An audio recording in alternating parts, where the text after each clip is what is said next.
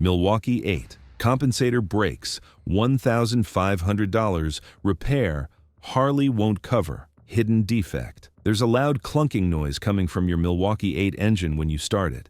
It sounds like rocks or marbles bouncing around inside the primary cover. The noise gets worse when the engine is hot. Your bike struggles to shift into neutral. The whole machine vibrates more than it used to. You mention it to other riders at bike night, and they all nod knowingly, telling you it's probably the compensator. And when you finally take it to the dealer, they confirm your fears and tell you the compensator has failed and it's going to cost $1,500 to fix, and no, your warranty won't cover it because Harley considers it a wear item even though your bike only has 23,000 miles on it. The Milwaukee-Eight Compensator is failing on bikes with as little as 15 to 25,000 miles, destroying itself and potentially taking out your primary chain, clutch, basket, transmission main shaft, and even your engine cases with it when it goes catastrophically. This is a known defect that Harley-Davidson refuses to acknowledge or recall, leaving thousands of owners stuck with massive repair bills for a component that should last the life of the engine without issues. If you want to know why the Milwaukee-Eight Compensator is a ticking time bomb hiding in your engine, why it fails so catastrophically and predictably, what it actually costs to fix properly,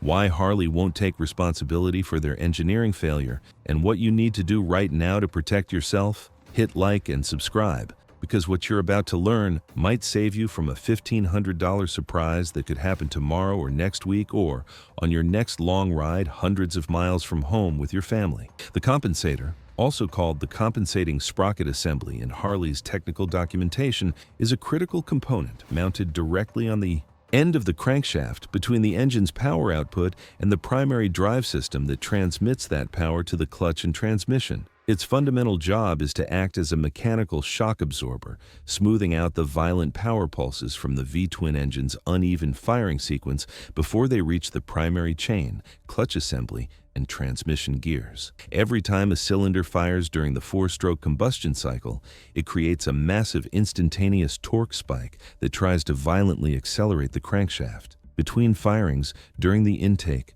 compression, and exhaust strokes when no combustion is occurring, the crankshaft decelerates as it's working against compression forces and drivetrain resistance. This constant rapid acceleration and deceleration creates tremendous shock loads that would quickly destroy drivetrain components without something mechanical to absorb and dampen those pulses. The compensator uses a spring pack containing multiple heavy-duty springs and a sliding cam mechanism with precision ground ramps to allow the engine sprocket to rotate slightly relative to the crankshaft itself, cushioning those violent shock loads and protecting everything downstream in the drivetrain.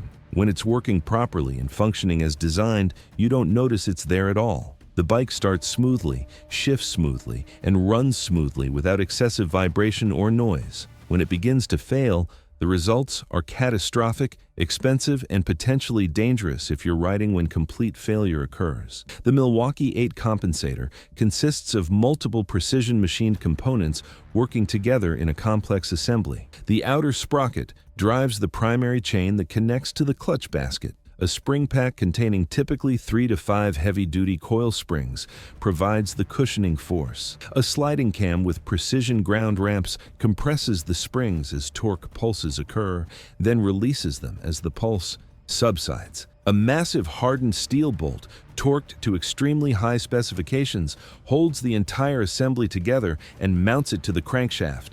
Wave washers and backing plates distribute loads evenly, and the entire assembly operates submerged in primary case oil that's supposed to provide splash lubrication to all moving surfaces. The design is fundamentally flawed in multiple ways that engineers with adequate time and testing should have caught during development, but apparently didn't or chose to ignore under pressure to meet release deadlines and cost targets. The failure mode of the Milwaukee-Eight Compensator is predictable, progressive, and ultimately devastating to your wallet and potentially your entire drivetrain. The spring pack, which is under constant compression and cycling thousands of times per ride as the engine fires repeatedly, begins to weaken and lose its spring rate after 15 to 30,000 miles, depending on riding style, ambient temperatures, oil, quality, and how much load you're putting on the drivetrain. As the springs gradually weaken and lose their ability to provide adequate cushioning force, they can no longer effectively absorb the violent torquey pulses from combustion.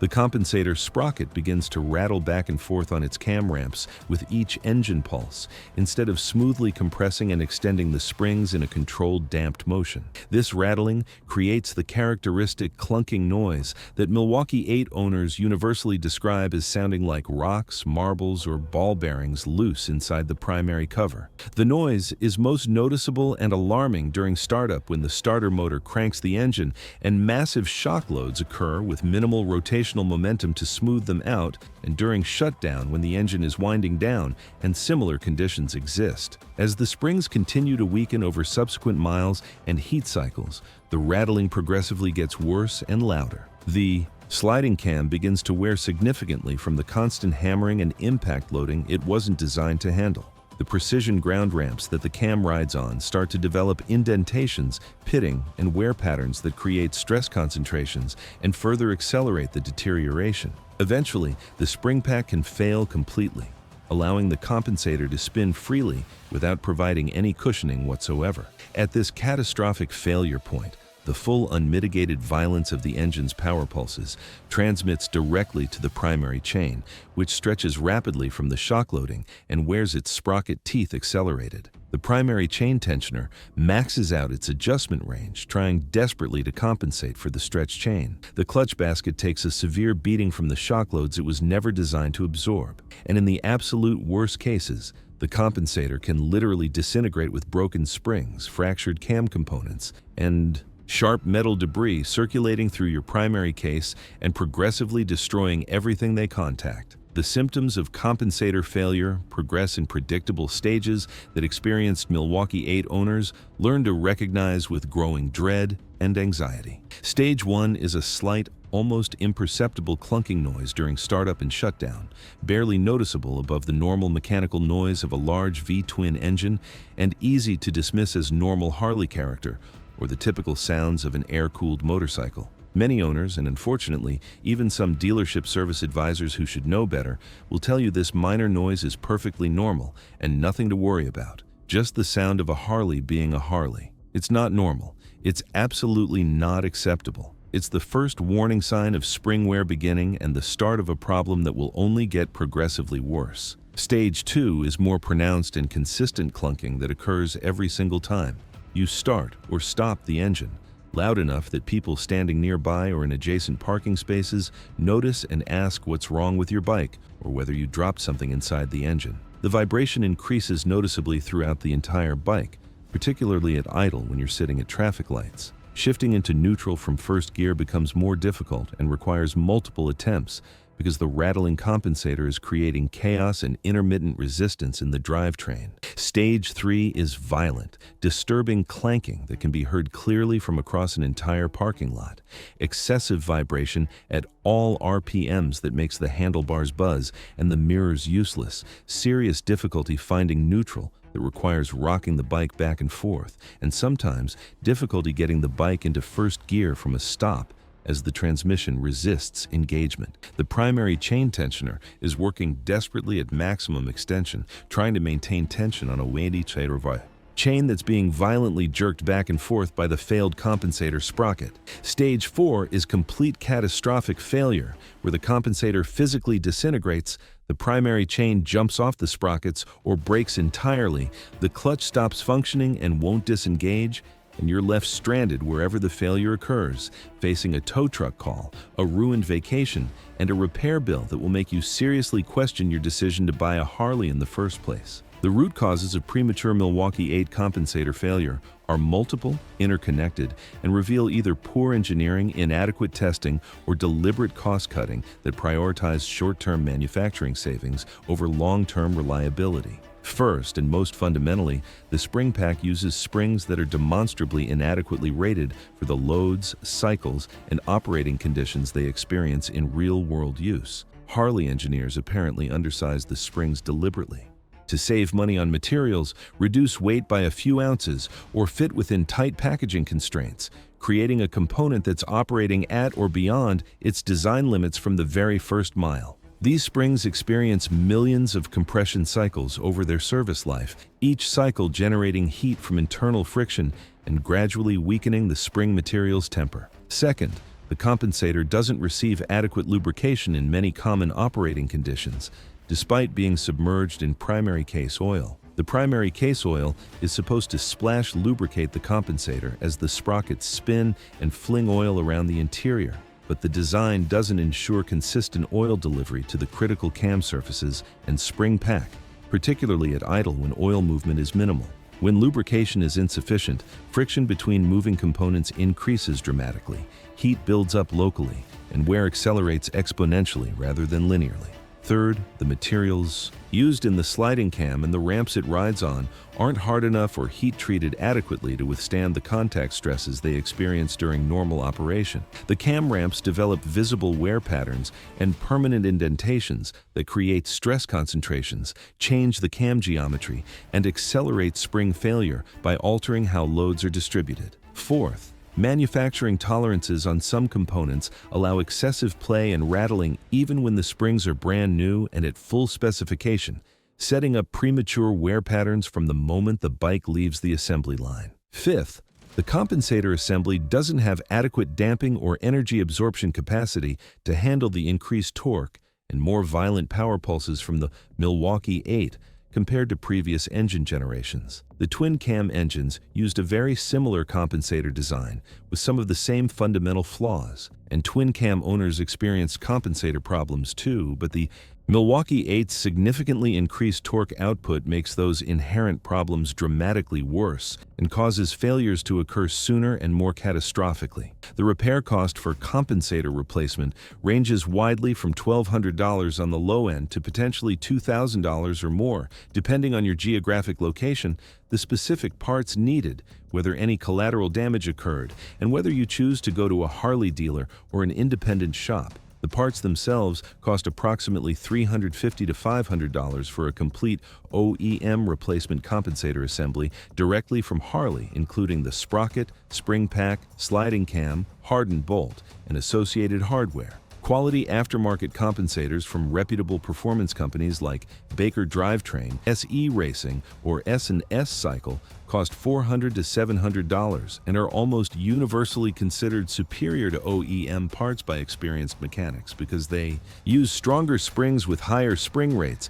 harder wear-resistant materials for the cam surfaces, and improved designs that address the known failure modes. But the parts cost, whether OEM or aftermarket, is just the beginning of your financial pain. Labor to replace the compensator properly requires draining the primary case oil completely, removing the outer primary cover which is secured by numerous bolts and sealed with a gasket, removing the clutch assembly including the derby cover, clutch cable or hydraulic line, clutch hub nut, pressure plate, clutch pack, and clutch basket to access the compensator nut, removing the old compensator which requires a special spline socket and preventing the engine from rotating during removal, thoroughly cleaning and carefully inspecting the crankshaft, primary chain, sprockets, and all primary components for damage or unusual wear, installing the new compensator with absolutely perfect alignment and proper orientation, torquing the compensator nut to precise factory specifications, reassembling everything in reverse order with correct procedures, installing new gaskets where required, refilling the primary with the correct type and precise amount of primary oil, and properly testing everything before returning the bike to service. A competent, experienced mechanic who has done this job dozens of times can complete it in 3 to 4 hours if absolutely nothing is damaged and everything goes perfectly smoothly. Harley dealer labor rates ranging from $100 to $160 per hour, depending on your market, means labor costs alone of $300 to $640. Independent shops charging more reasonable rates of $70 to $100 per hour bring labor costs down somewhat to $210 to $400. Add mandatory shop supplies fees, new gaskets if the old ones can't be reused, fresh primary oil, and miscellaneous hardware, and you're realistically looking at a total cost of $900 to $1,500 for a completely straightforward compensator replacement with no complications or surprises. But here's where the financial situation gets dramatically worse and why you absolutely cannot ignore early symptoms or delay this repair once problems begin. If you catch the compensator failure very early, at stage 1 or early stage 2 before significant damage occurs, you might get away with just replacing the compensator itself. But if you wait too long, ignoring the progressively worsening symptoms until you reach stage 3 or 4, or if the compensator fails catastrophically while you're riding aggressively or loaded heavily, the collateral damage to surrounding components multiplies the repair costs exponentially and unpredictably. A failed compensator that's been rattling violently for thousands of miles can stretch or permanently damage the primary chain, requiring complete chain replacement at another $200 to $300 in parts, plus additional labor time. It can damage the clutch basket by battering it with shock loads, requiring clutch basket replacement. It can damage individual clutch plates through excessive heat and shock, requiring a complete clutch job that adds $500 to $1,000. It can damage the engine sprocket or transmission mainshaft sprocket by hammering the teeth, requiring sprocket replacement and additional disassembly. It can damage the primary chain tensioner and adjuster mechanism that's been working overtime trying to compensate for the problem. In absolutely worst-case scenarios where the compensator completely disintegrates and sharp metal debris circulates freely through the primary case being pumped around by the sprockets, you might need to replace virtually everything in the primary case at a cumulative cost approaching $3,000 or more. And if metal debris somehow makes it past the mainshaft bearing into the transmission itself, which can happen if the bearing seal is compromised, you're looking at transmission disassembly, inspection, and potential internal repairs that can add another $2,000. A single failed $500 component can cascade into $5,000 or even more in total repairs if you're unlucky. If you ignored the warning signs for too long, or if you experienced catastrophic failure at high speed or under heavy load. Harley-Davidson's official warranty coverage for compensator failure is essentially completely non-existent in practice because they deliberately classify the compensator as a wear item, like brake pads, tires, or chains, rather than as a covered component that should be expected to last. The standard Harley-Davidson limited warranty covers defects in materials and workmanship for 2 years with unlimited miles on new bikes. But Harley's warranty documentation specifically and explicitly excludes normal wear and tear items from coverage, giving them a massive loophole to deny virtually any claim.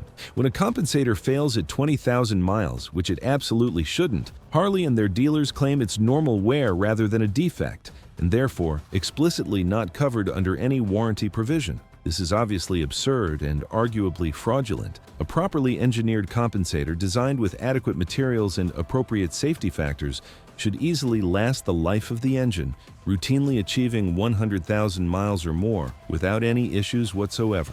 The fact that Milwaukee-Eight compensators are systematically failing at 20 to 30,000 miles across thousands of bikes proves definitively there's a fundamental design defect or manufacturing quality problem. But Harley absolutely refuses to acknowledge this documented pattern. They haven't issued a recall despite clear evidence of systematic failures. They haven't issued a technical service bulletin extending warranty coverage for this specific known failure. They haven't redesigned the component to fix the obvious problems, despite having years of failure data. They just continue selling bikes with the same defective design while letting customers pay for repairs over and over, while corporate headquarters collects comprehensive data on failure rates and does absolutely nothing about it. Some persistent owners have successfully fought for goodwill warranty coverage by escalating complaints through multiple levels to Harley corporate customer service, particularly if the failure occurred within the first year or two of ownership, if the bike has extremely low mileage making normal wear claims absurd, or if they threaten legal action or social media campaigns. But these goodwill repairs are frustratingly rare, completely inconsistent from case to case, and require significant time, effort, and stress fighting with uncooperative dealers and corporate representatives. The vast majority of owners simply get stuck with the full bill and no recourse. The preventive replacement debate divides the Milwaukee-Eight community sharply between those who firmly believe in replacing the compensator proactively before it shows any symptoms of failure and those who believe in running it until it shows clear symptoms before spending money. The proactive replacement camp argues persuasively that spending $500 to $1,000 on a quality aftermarket compensator at 15 or 20,000 miles prevents the substantial risk of catastrophic failure and expensive collateral damage that could easily cost $3,000 to $5,000. They correctly point out that you're going to need to replace it eventually anyway, based on the documented failure patterns. So why not do it on your own schedule and terms, rather than waiting for it to strand you hundreds of miles from home on a vacation or leave you broken down in a dangerous location? The run it until it fails camp argues equally persuasively that not every single compensator fails early. Some documented examples have made it to 50 or even 100,000 miles without issues, and you absolutely shouldn't spend substantial money fixing something that isn't currently broken, based purely on fear and internet horror stories. They point out that early symptoms, including the characteristic clunking noise, give you adequate warning before catastrophic failure occurs, so you can reasonably wait for the clunking to start and then replace it promptly before it progresses to more serious stages. Both arguments have legitimate merit and logic. The reality is that riding style, operating conditions, and maintenance practices matter enormously to compensator longevity. If you ride aggressively with lots of hard acceleration from stops, if you frequently do burnouts or wheelies that shockload the drivetrain, if you regularly ride two-up with a heavy passenger plus luggage, or if you ride in conditions that heat cycle the engine frequently like stop-and-go urban traffic, your compensator will absolutely fail sooner rather than later. If you ride conservatively with smooth, gradual throttle inputs, mostly highway miles with the engine running at steady RPM with minimal load fluctuations,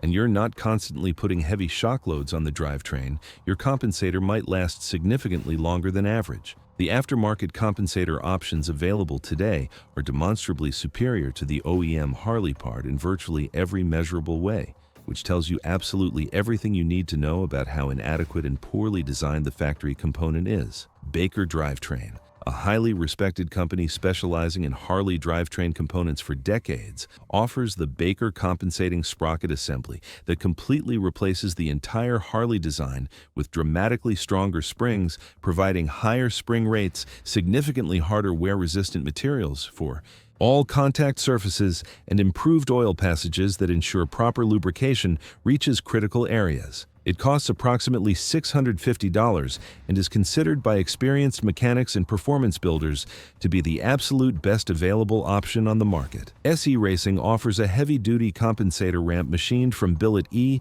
and 36 case-hardened steel that's dramatically harder and more wear-resistant than the cast OEM ramp, strongly resisting the wear and permanent deformation that destroys stock compensators. It costs around $400 and can be installed using the existing OEM spring pack if it's still in reasonably good condition, making it a more affordable upgrade option for budget-conscious riders. Star Racing manufactures a similar billet compensator ramp with comparable performance. S&S Cycle offers compensator components as well. These multiple aftermarket companies wouldn't invest in engineering, manufacturing, and marketing compensator replacements if the OEM part was remotely adequate for its purpose. The fact that multiple reputable companies have independently engineered superior solutions to fix Harley's fundamental design deficiency definitively proves the OEM compensator is fundamentally flawed from an engineering perspective. The aftermarket parts cost somewhat more than OEM replacements,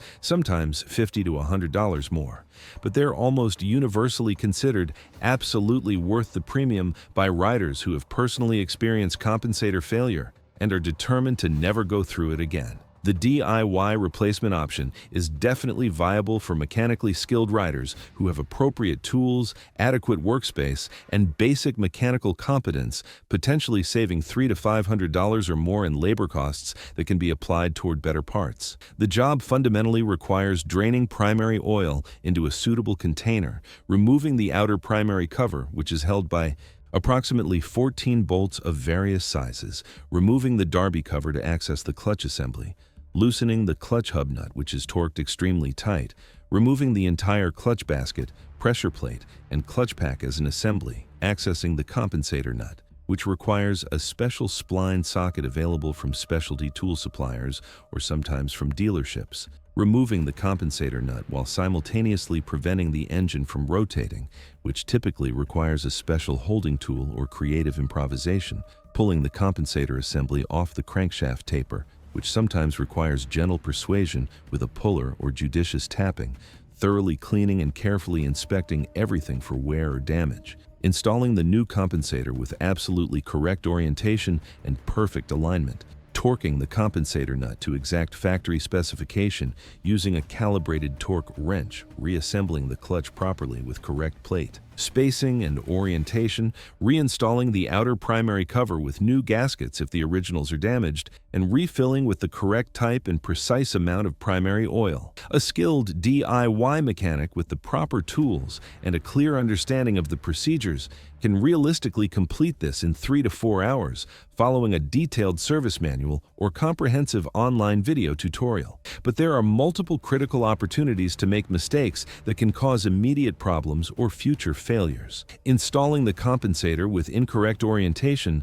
causes immediate noise and rapid failure. Using the wrong torque specification on the compensator nut can cause it to come loose during operation, which destroys the crankshaft threads and requires complete engine case replacement costing thousands. Damaging the primary chain tensioner during reassembly causes immediate chain problems. Over-tightening the clutch hub nut can damage threads or warp components. If you're not completely confident in your mechanical abilities and don't have appropriate tools, pay an experienced professional who knows exactly what they're doing rather than risking creating a much bigger and more expensive problem through mistakes. The crankshaft runout issue is another hidden problem that causes repetitive compensator failures that most owners, and unfortunately even many professional mechanics, don't understand or know to check for. The compensator mounts directly on the tapered end of the crankshaft, and if that crankshaft has excessive runout, meaning it wobbles as it rotates rather than spinning perfectly true on its axis, it creates uneven and constantly changing loads on the compensator assembly that cause dramatically accelerated wear and premature failure. Factory specification for maximum acceptable crankshaft runout measured at the sprocket shaft is less than 10/1000ths of an inch total indicated runout. If actual runout exceeds 15 to 20 thousandths, which is still an incredibly small amount imperceptible to human senses, but significant in precision mechanical terms, the compensator experiences severely uneven loading with every single rotation of the crankshaft, concentrating stress on one specific area of the spring pack and causing it to fail quickly. Some Milwaukee-Eight engines apparently left the factory with excessive crankshaft runout that wasn't caught by quality control inspections, either because the measurements weren't taken at all or because out-of-spec cranks were installed anyway to meet production quotas. Owners with these fundamentally flawed engines experience frustrating repetitive compensator failures, replacing the compensator sometimes multiple times only to have each new one fail again within 10 to 15,000 miles. They spend literally thousands of dollars on multiple compensator replacements without ever fixing the actual root cause because neither they nor their mechanics understand what's really happening. The only reliable way to diagnose this problem is to measure crankshaft runout with a precision dial indicator, while the primary is completely open and accessible, which requires specialized measuring tools and mechanical knowledge that most owners don't possess. If you've replaced your compensator and experienced another failure relatively quickly, excessive crankshaft runout might very well be the underlying cause. Unfortunately, the only real fix is to replace the entire crankshaft assembly or have it professionally trued by a specialist engine builder, both of which require complete engine teardown and cost thousands of dollars in parts and labor. The class action lawsuit potential looms ominously over this entire issue, and it's frankly surprising and disappointing that no major law firm has aggressively pursued it, yet despite what seems like an obvious case. Harley-Davidson has sold hundreds of thousands of Milwaukee-Eight motorcycles since the platform launched in 2017, likely approaching or exceeding 500,000 bikes worldwide by now. Based on extensive anecdotal reports in forums, owner groups, and social media, a significant percentage of these bikes, conservatively estimated at 20 to 30%, but possibly much higher, will experience premature compensator failure, requiring expensive repairs that shouldn't be necessary. That's tens of thousands of customers, possibly approaching 100,000 or more, each paying $1,000 to $2,000 on average for a repair that results from a design defect rather than normal wear. The total economic impact on customers collectively is easily in the hundreds of millions of dollars for a clearly known defect that Harley absolutely refuses to recall or warranty. This seemingly meets all the criteria for a compelling class action product liability lawsuit. The fact that multiple aftermarket companies have successfully engineered superior replacement components proves definitively the OEM design is inadequate and defective. The fact that compensators are systematically failing at 20 to 30,000 miles proves they're not fit for their intended purpose and don't meet reasonable consumer expectations for durability. The fact that Harley continues manufacturing and selling bikes with the exact same defective compensator design after years of documented customer complaints proves they're fully aware of the problem and consciously choosing not to fix it. Any competent product liability attorney could build an extremely strong case with clear evidence of defect, widespread harm, and manufacturer knowledge. The practical challenge is that individual damages aren't large enough, typically $1,000 to $3,000 per owner, to justify the time and expense of individual lawsuits, so it absolutely needs to be pursued as a class action to be economically viable for attorneys and plaintiffs. Perhaps as more owners experience this failure and social media continues to amplify and document the problem, a motivated law firm will finally take notice and pursue aggressive litigation. So here's the complete brutal reality about the Milwaukee-Eight Compensator that Harley-Davidson desperately doesn't want you to understand, discuss, or share with other potential buyers. It's a fundamentally flawed component using demonstrably inadequate springs, inadequate materials, and inadequate lubrication that fails prematurely and predictably at 20 to 30,000 miles on a significant percentage of bikes, regardless of how carefully they're maintained. When it fails, it makes horrible, disturbing noises that embarrass you in parking lots, creates dangerous vibration that affects handling and control, progressively damages expensive surrounding components if not addressed immediately, and costs $1,200 to $1,500 or potentially much more to repair properly with quality parts.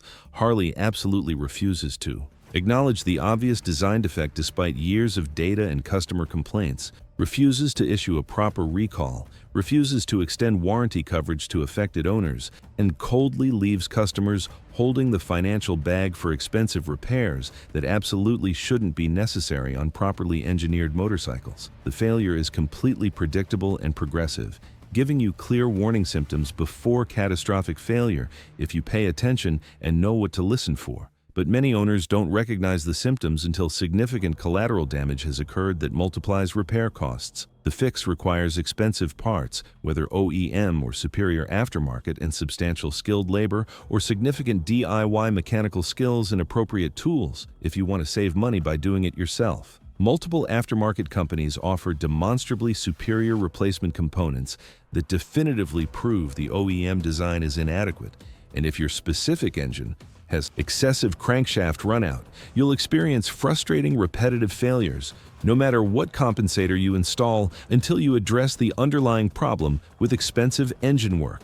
This isn't a minor isolated issue affecting a few unlucky owners who got bad parts. This is a systematic, widespread design defect affecting a large percentage of Milwaukee-Eight engines that Harley knows about completely and consciously chooses to ignore, because acknowledging it publicly would cost them hundreds of millions in warranty repairs, recalls, and devastating damage to their brand reputation. Drop your personal experience in the comments if you've had compensator failure on your Milwaukee-Eight. Tell us your exact mileage when it failed, what it cost to fix, whether Harley provided any warranty coverage or goodwill assistance, and what parts you ultimately used to repair it. And if you know someone with a Milwaukee-Eight who hasn't experienced this problem yet, do them a huge favor and send them this video immediately, so they know exactly what symptoms to watch and listen for and can replace the compensator proactively or at first symptoms before it fails catastrophically and destroys their entire primary.